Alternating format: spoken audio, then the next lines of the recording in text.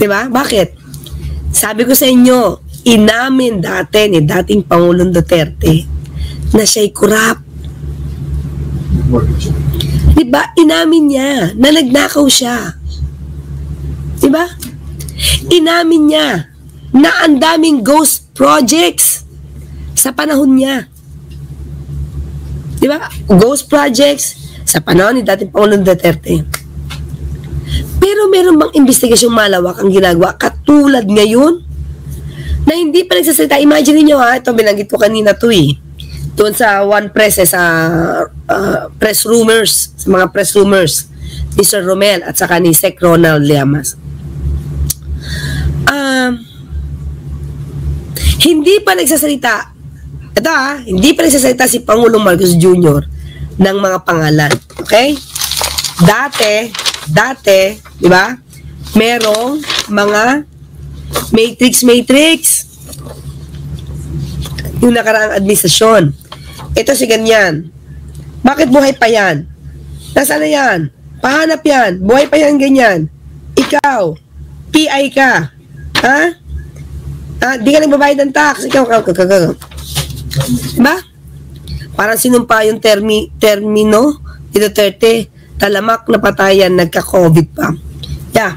Diba? Tama. Si God will provide. Okay. Talamak ang patayan, nagka-COVID, talamak din ang nakawan. Talamak ang krimen. Kasi sabihin nila, malinis, mga clear.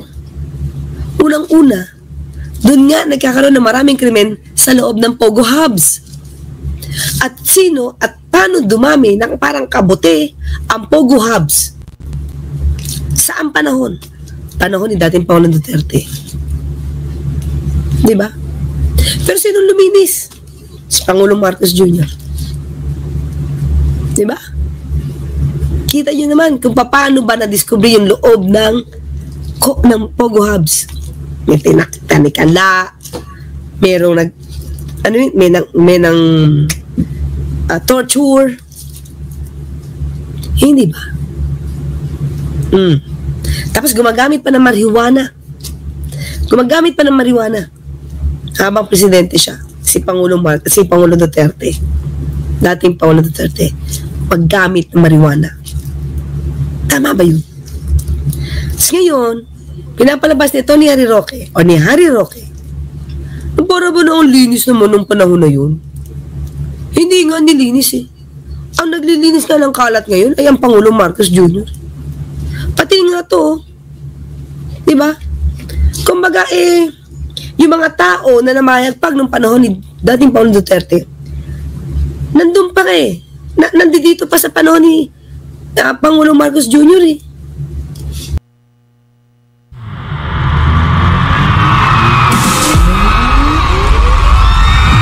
Crossover. At dahil nakita ng Pangulong Marcos Jr., anong balak? Tanggalin yan. Ilan na dinismiss ni Sec Vince. Yung una pa lang na nakita na imbestigahan. Henry Alcantara, yung Bryce, sa meron pa isa. Diba? Ano to? Ante, pakisabi nga, promise parang Inday Badiday. Ay, promise. Magbabalik kami. Sarang Hamedabo. Rocknetting to. Project ito. 2018 project ito nila Mark Villar. Kakalabanin ba niya si Mark Villar? Ni Harry Roque. Kakalabanin ba ng mga Duterte ang Mark Villar? Ghost projects noong nakaraang ambisasyon. Anong investigasyon ang ginawa ni Mark Villar? Diba? Bakit dumami ang ghost projects? Bakit sinasabi nyo na ang pinaka-legacy nyo ay build? Kung marami namang ghost projects, so walang na-build. Diba? Ghost projects, rampant. Sa panahon ng dating Pangulong Duterte. So, ano yung success ng build? May nagmimim nito mga clearing dito galing sa akin na build, ang BBB na build ay bulsa. Paano ngayon papaliwanag ni Harry Roque yung ghost projects 2018 onwards, binanggit ni Duterte, ni dating Paulo Duterte noong 2020, nandun kay kinundin na mo? Kinundin na ba niya? Na binulsa ng mga buhaya? Hindi niya yun sasabihin, mga kaklir. Hindi yan sasabihin ni Harry Roque. Bakit? May 51 billion si Pulong eh. Tatamaan yun. Kaya ang focus ngayon ni Harry Roque, yung panahon ni Pangulong Marcos Jr. Diba?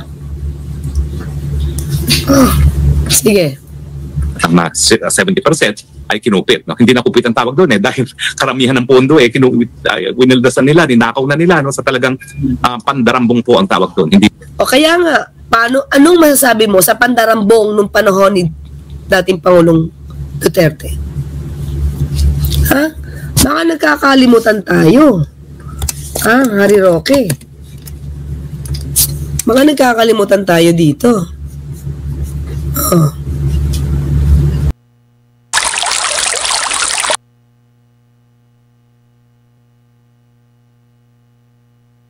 Sige. Ito, baka nakakalimutan mo to. Ikaw ang spokesperson dito. Duterte says ghost projects rampant in DPWH. Ano ang nangyari dyan? Sinong pinanagot dyan? Sino ang nagnakaw dyan? Hindi nyo ito papaimbestigahan. Malamang. Hindi naman eh. Bakit? May 51 billion eh. Allocated eh. Diba? Pakita lang naman nila. Wala bang ghost projects? Namin nga, may ghost projects eh. Diba? So, ibinabalik lang nila agad, no? Kay PBBM. Itong nangyayaring pag-iimbestiga. Siya nga nagpapaimbestiga eh. Hindi pa nga siya nagsasalita, dami na umiiyak. Dami na naglalabasan. What more? Pag nandiyan ng independent commission,